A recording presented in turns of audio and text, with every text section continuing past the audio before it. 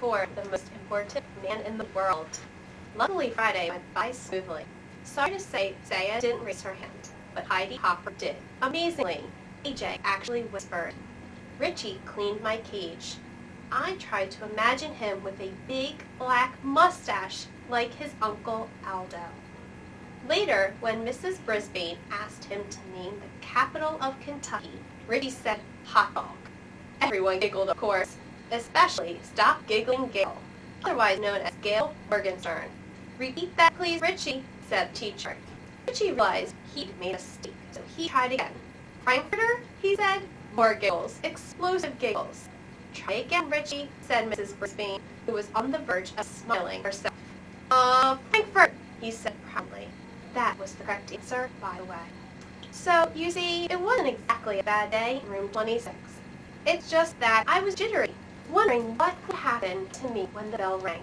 Would I be left alone, hungry, utterly forsaken for 2 whole days? Or would I be a captive in the haunted house of Mrs. Brisbane? At last, the bell rang and the students flew out of the door like a flock of homing pigeons in a movie Mrs. Mack showed us.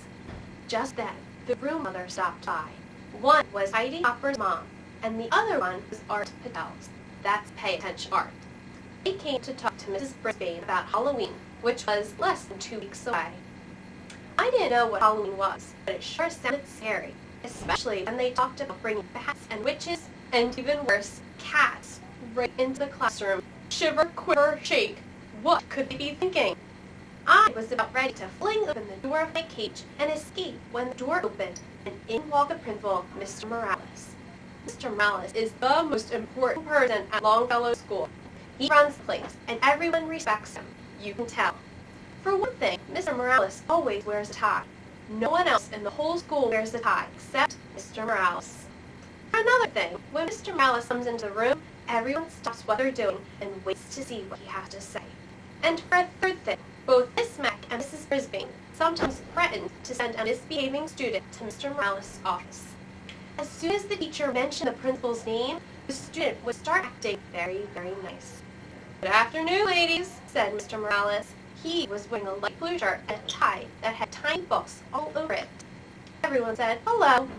Well, how's your first week back, Sue? He asked. Sue was apparently Mrs. Brisbane, although I'd never actually thought of having a first name before. She said it was great to be back, and what a wonderful class it was, which obviously pleased the room mothers. Then Mr. Morales leaned over my cage and smiled. His tie dangled right over my head. I bet you're enjoying this, furry little pupil, he said with a grin. I expected Mrs. Brisbane to tell him what a troublemaking rodent I was. But instead she forced a smile and said, well, yes, but he's quite a bit of extra work. Mr. Morales waved a finger at me. He didn't seem to hear what Mrs. Brisbane said. I always wanted one of these fellas, he said, but my papa wouldn't let me have one. Sure is cute. Mrs. Brisbane cleared her throat. Yes, but I'm afraid he's a little distracting. I was going to see if Mr. Kim in room 12 wants him. I was shocked. Luckily, so were the room mothers. Oh no, the children just love Humphrey, said Mrs. Patel. Heidi talks about him all the time, and it's a wonderful way to teach the kids responsibility, Mrs. Hopper said. Yes, but it's a little too much responsibility for me, Mrs. Brisbane sighed. At least I have a couple days away from him this weekend. You're not taking him home with you? Asked Miss Patel. Mrs. Brisbane backed away from the cage. Oh no, it's out of the question. But Miss Mack always took him home, said Mrs. Hopper. He'll be fine. He has plenty of food, Mrs. Brisbane answered very, very firmly. The room mothers were silent for a second. Mr. Morales was still wiggling his finger at me. Then Mrs. Hopper spoke up. Why don't the kids take turns bringing Humphrey home for the weekend? They can sign up. We'll talk to their parents and give them instructions. It will be a great experience. Some people might not want him, said Mrs. Brisbane. Squeak for yourself, Mrs. Brisbane. That's fine, said Mrs. Hopper. There'll be plenty who will. I think it's great, Mrs. Patel agreed. I'd take him today, but we're going to the lake for the weekend. Oh, I'd take him too, said Mrs. Hopper. But we're painting the house and the place is a mess. Next week for sure. Yes, I could do it next week, Mrs. Patel agreed. Mrs. Brisbane smiled a fake smile. So who's going to take him this weekend? The room mothers looked at one another. I could make a few quick calls. Maybe the Rinaldis, Mrs. Patel suggested. Call, call, call! I squeaked. Suddenly, Mr. Morales stood up straight. I have a better idea, he announced. I'll take Humphrey home for the weekend. My kids will love him. Then, starting next week, you can have the students take turns. The three women were almost as surprised as I was. Don't worry, you'll be in good hands, Mr. Morales assured them. Well, I guess I would be. After all, I was going home with the most important person at Longfellow School. As he drove me to his house, Mr. Morales told me how he always wanted a hamster when he was a kid. But his dad always said they didn't need another mouth to feed. I argued with him, Humphrey. I said, Papa, I will feed him off my plate. Then Papa said we'd have to buy the cage and stuff to put in it. I guess he was right, Humphrey. We couldn't afford it. He smiled his big smile, but not anymore. Now I'm the principal of my own school. I told you he was important. His house was nice, but I didn't get to see much of it because as soon as we came in the door, two little whirlwinds tumbled into the room, shrieking and squealing. Quiet down now, you'll frighten the little fellow, Mr. Morales told them. He got that right. He introduced us. The little boy, who was about 5, was named Willie. He kept poking his fingers through the wires of the cage. I was about to bite him. Pure instinct. But then I remembered, this is the son of the most important person at Longfellow School. So I didn't. The little girl, who was about 7, was named Brenda. She kept sticking her face up against the cage and squealing. I tried speaking back at her, but I don't think she could hear me. Mr. Morales tried to quiet them down. He explained that I was a guest for the weekend, and they had to treat me with respect. They didn't listen. A pretty lady rushed through the room, jiggling her car keys. I'm late, I have a house to show. She glanced in my directions. We'll talk about that later. Adios. Mr. Morales wished her luck, and she was gone. Then he carried me into the den with Willie and Brenda clinging to his legs and yelping. My cage was swinging back and forth so much I was getting airsick, or cage sick. Mr. Morales set my cage on the table in their family room.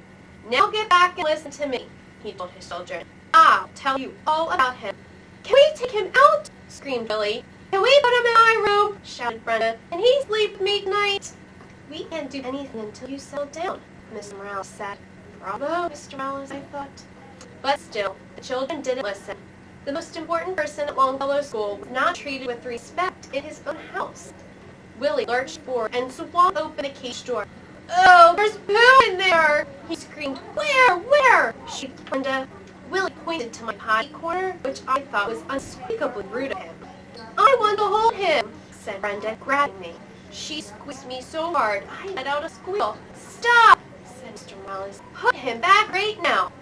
She opened her hand and dropped me onto the floor of my cage. Luckily, I landed in a pile of soft bedding.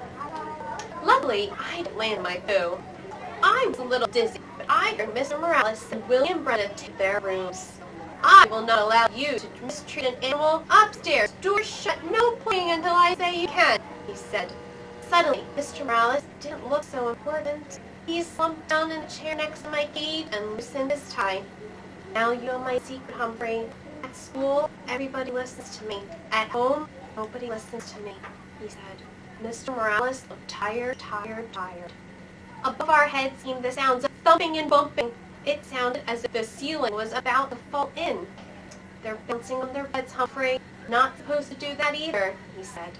He slowly rose and went to the stairway in the hall. Willie! Brenda! Stop that now! He yelled.